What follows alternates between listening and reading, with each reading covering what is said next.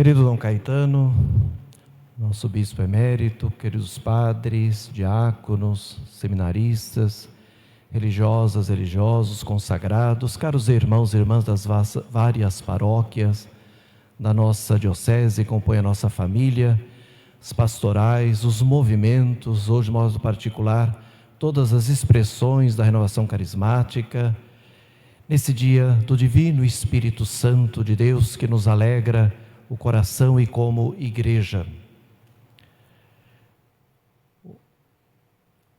No ritual, o texto, que seria o canto de entrada oficial, o introito, o antífona de entrada, como é chamado, é do livro da sabedoria.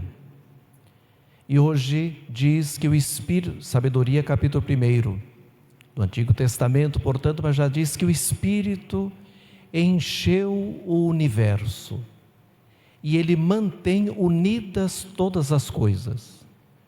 O Espírito enche o universo e mantém unidas todas as coisas. Toda a reflexão que eu vou fazer hoje, vamos sempre colocar como contraponto o exercício de imaginação, o contrário. Se o Espírito enche o universo, negando o Espírito, tirando o Espírito, esvazia-se o universo. E hoje a humanidade quer afastar Deus, isolar Deus, negar Deus. Portanto, se o Espírito de Deus não enche o universo, vai ficar um grande vazio, que é o que infelizmente vamos assistindo. E se ele mantém unidas todas as coisas, tirando o Espírito, tudo vai se desunir, se desamarrar, se desconjuntar.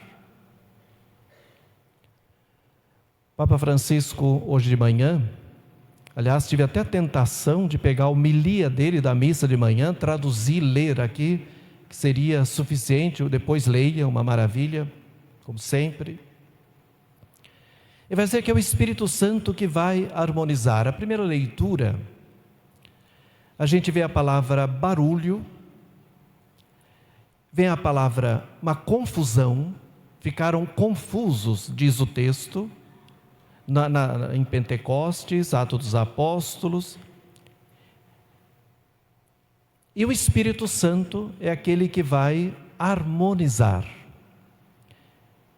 Papa Francisco tem repetido, o Espírito Santo harmoniza.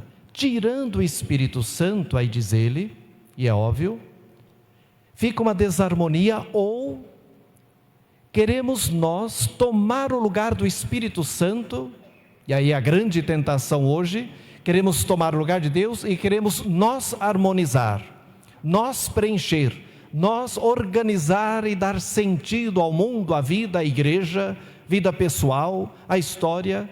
E aí o desastre que nós percebemos no mundo de hoje, de desarmonia. Vamos resumir nessa palavra todas as mazelas do nosso tempo. Uma desarmonia. Desarmonia no mundo, guerras, violências, tanta coisa ruim no nosso Brasil. A desarmonia familiar, uma certa desarmonia também na igreja, na nossa igreja, muita desarmonia também.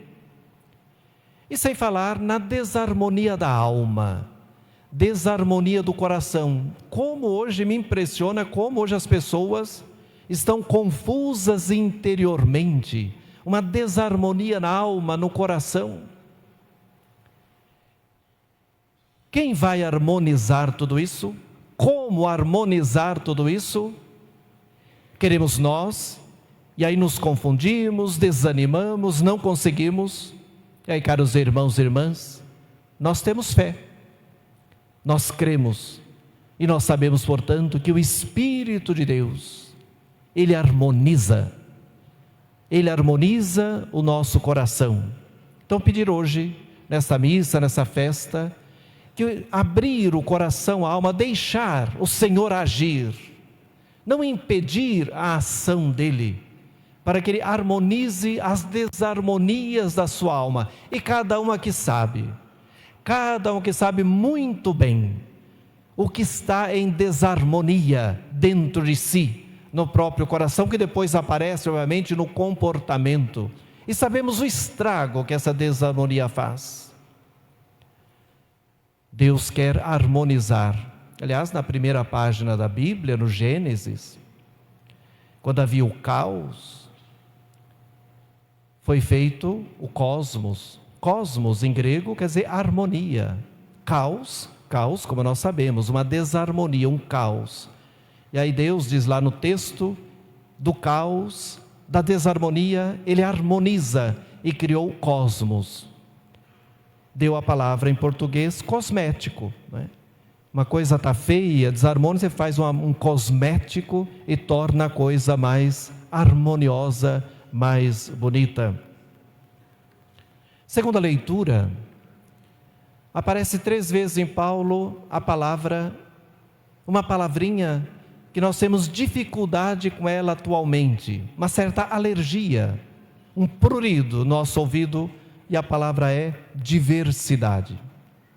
3 vezes Paulo vai dizer a diversidade de dons, de ministérios, de serviços, essa variedade, essa multiplicidade, e aí todos nós temos experiência dela, não há como negar, esta diversidade de pessoas, de situações, né? Cada um é um com a sua história, como dizia alguém atualmente, né, um dos escritores, eu sou eu e as minhas circunstâncias.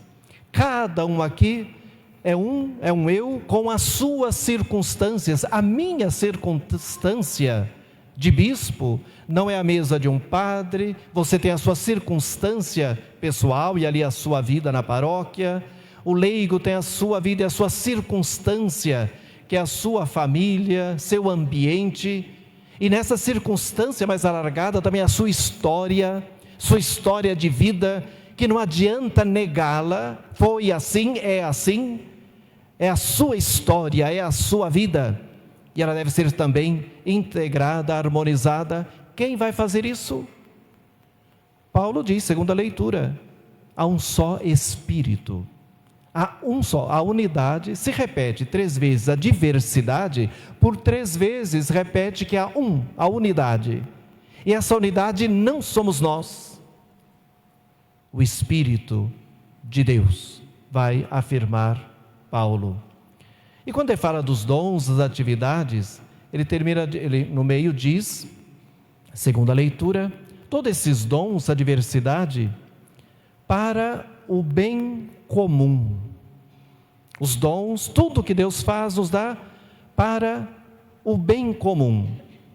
Eu fiquei curioso, fui ver, porque bem comum é uma palavra meio moderninha, não é? É um termo nosso, bem comum.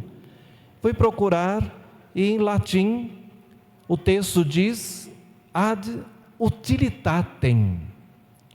Os dons são dados para a utilidade. Olha que interessante. Os dons nos são dados para serem úteis.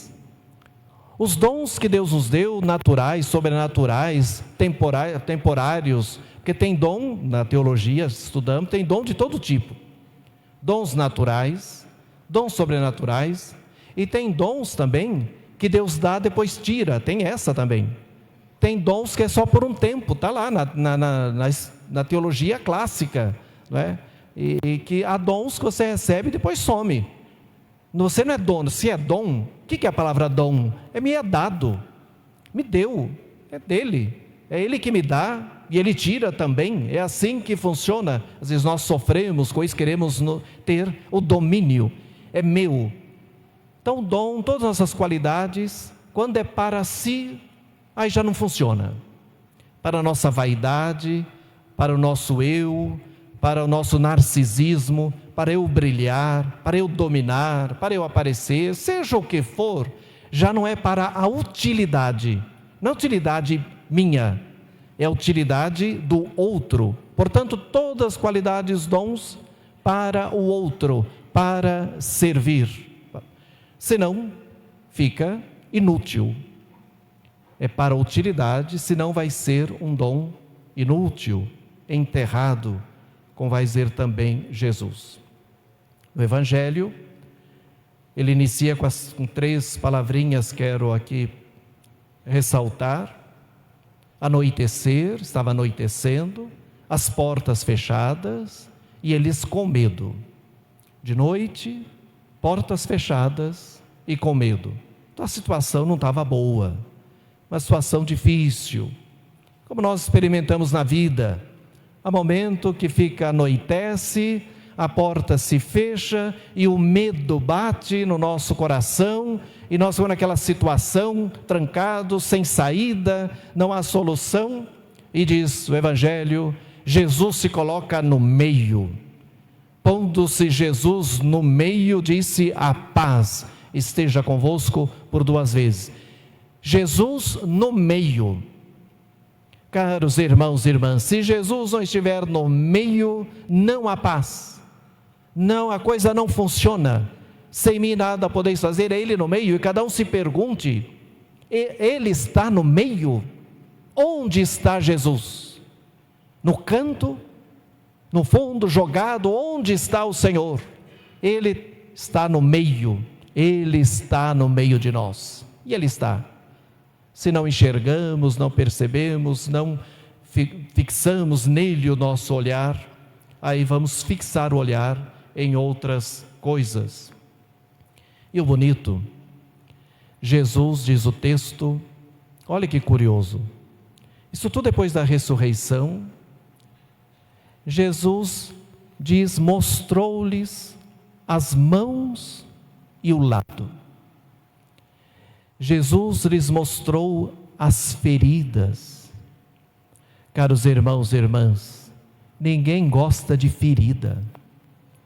E eu imagino, por que Jesus ali, ressuscitado, não apareceu de uma maneira mais gloriosa, mais glamurosa, mais brilhante? Se lá, na transfiguração, no Tabor, ele ficou brilhante, como não tem nessa terra, um brilho maravilhoso, agora, ressuscitado, era para ser um brilho dobrado, ter aparecido com todo o seu esplendor. E Jesus me aparece e mostra as chagas, mostra as feridas, porque essas feridas, caros irmãos e irmãs, são as provas do amor.